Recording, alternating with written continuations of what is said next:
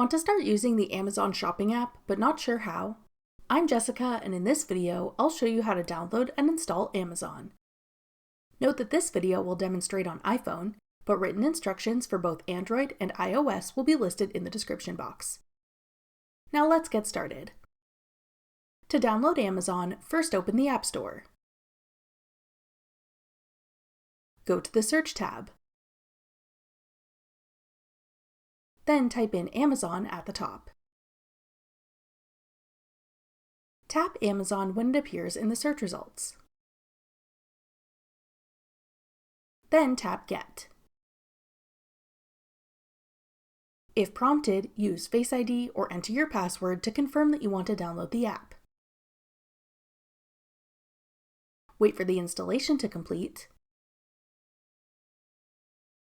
Then tap Open to start using Amazon. That's all it takes to download the Amazon app.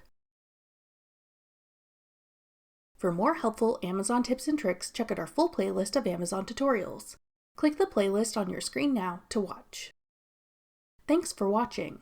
If you found this video helpful, we'd love it if you'd hit the like button below and subscribe to our channel. We put out great new tech tutorials like this one every day.